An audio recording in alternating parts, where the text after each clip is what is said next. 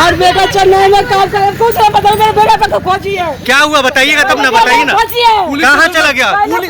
Police ने तो उनका एनकाउंटर कर दिया है। क्या कर दिया, कुछ किया था हमारे बेटा। आरोप ये लगा था कि उन्होंने हथियार सप्लाई किया है।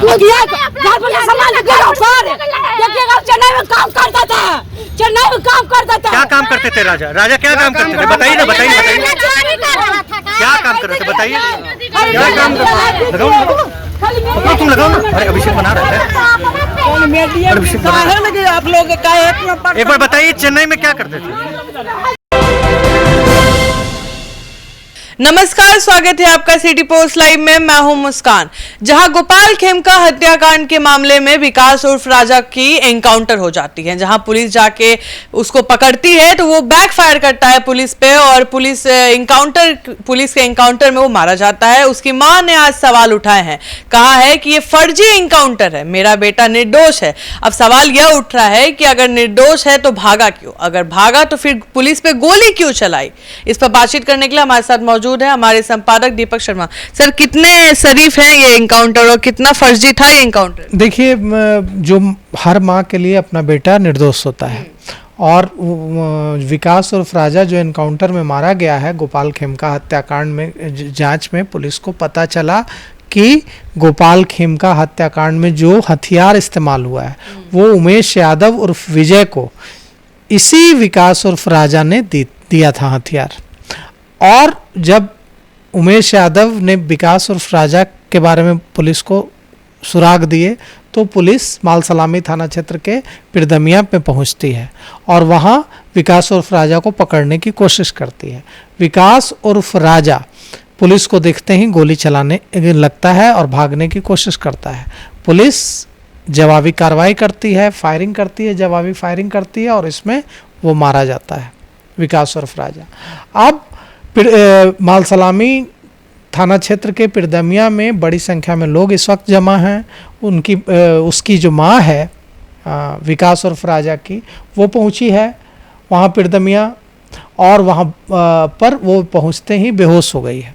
वो कह रही है कि मेरे बेटे को फर्जी एनकाउंटर में मारा गया है, मेरा बेटा निर्दोष है और वो चेन्नई में नौकरी करता था, उसका किसी भी मामले से कोई गोपाल खेमका मामले से किसी भी तरह से वास्ता नहीं है।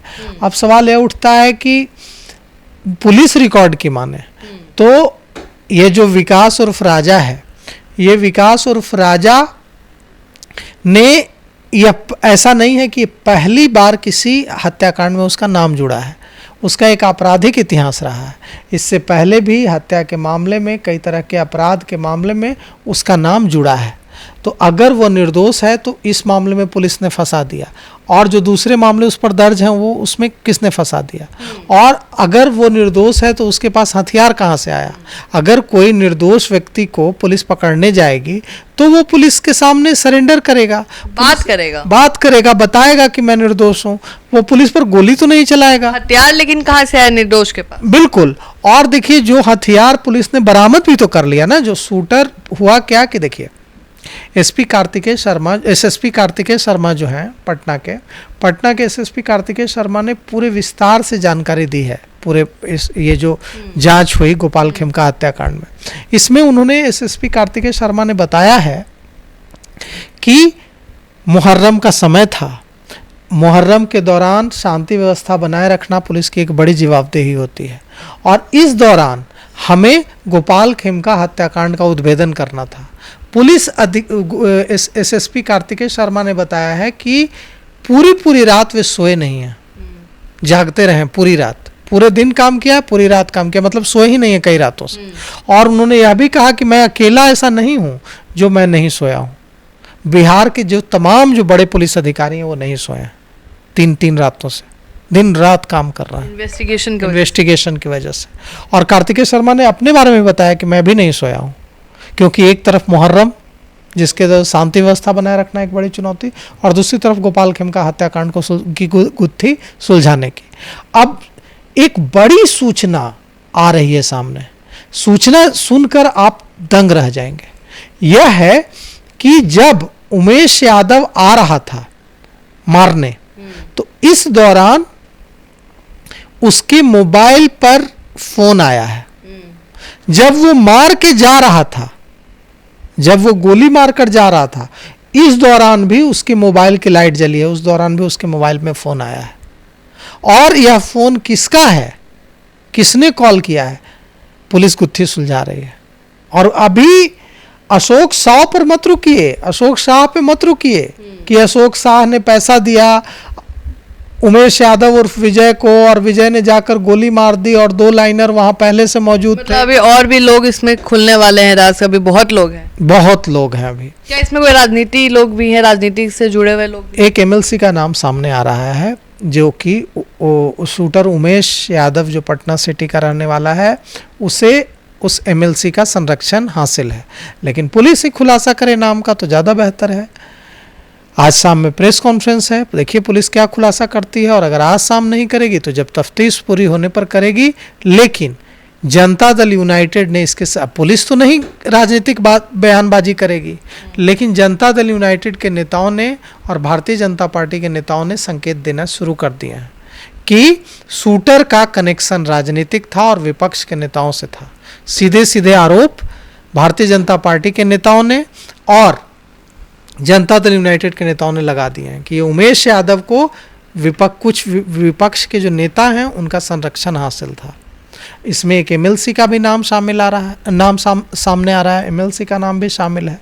अब सवाल यह उठता है कि यह जो पूरा मामला है, यह जिस तरह से उसकी माँ आगे आती है विकास उर्फ राजा की, और जिस तरह से माल सलामी में लोग जुटकर इस एनकाउंटर को फर्जी बता रहे हैं, पुलिस के सामने यही सबसे बड़ी दिक्कत है कि पुलिस अगर एनकाउंटर करे तो पुलिस पर आरोप लगेंगे, पुलिस अगर कुछ ना करे तो पुलिस पर आरोप लगेंगे। अब पुलिस पर हम लोग कह रहे थे कि पुलिस कुछ नहीं कर रही है, पुलिस ने एनकाउंटर किया है। अब पुलिस के खिलाफ आरोप लग रहे हैं कि पुलिस ने फेक एनकाउंटर कर दिया, चेन्नई में काम करने वाले एक निर्दोष विकास उर्फ राजा को गोली मार दी, जबकि उसकी माँ कह रही है, बेहोश हो जा रही है, उसकी माँ कह रही है कि मेरा बेटा एकदम सीधा साधा निर्दोष, इसका कोई किसी भी आपराधिक चीज़ों से कोई वास्ता नहीं है। तो अब हर माँ के लिए अपना बेटा निर्दोष होता है। अब लेकिन अगर कोई आरोप किसी एनकाउंटर के बाद कोई परिजन लगाते हैं तो उसकी भी जांच करने का प्रावधान है। अब पुलिस उसकी भी जांच करेगी कि क्या उसकी जो माँ आरोप लगा रही है उसमें कितनी सच्चाई है। अब देखिए वो कई खुलासे होने बाकी हैं। जो गंगा घाट से जो पिस्तौल जो रिवॉल्वर बरामद हुआ है उसका खुलासा होना बाकी है कि वो जो है इसको किसने दिया। विकास उर्फ राजा ने वो पिस्तौल दी उमेश यादव को, लेकिन क्या वो बनाता तो नहीं है ना इतने अच्छे पिस्टल, वो देसी तो कुछ है नहीं, तो वो उसका हथियार का सप्लायर कौन था, विकास उर्फ राजा का, इसका पता लगाना बाकी है। इसका पता लगना बाकी है कि वो कौन एमएलसी है जिसका संरक्षण हासिल है उमेश यादव को और विजय को। वो अशोक शाह के 601 जो फ्लैट है और उससे भी कई कागजात बरामद हुए हैं, कई दस्तावेज, कई चीज़ें बरामद हुई हैं। बेऊर जेल से अजय वर्मा को रिमांड, जो गैंगस्टर अजय वर्मा है उसको रिमांड पर लेने की भी पुलिस कोशिश कर रही है। अब उसमें भी कई जानकारी सामने आनी है। तो अब जब रिमांड पर पुलिस लेगी तो अपने तरीके से पुलिस पूछताछ करेगी। तो इस मामले में अभी जितने हम आपको बता दें कि इस मामले में जितने खुलासे हुए हैं अभी इससे 4 गुने खुलासे और हो सकता है रखे हुए हैं और आपको पल पल की खबर अपडेट करेंगे। फिलहाल इस खबर में इतना ही। आगे की खबरों के लिए बने रहे हमारे साथ। धन्यवाद।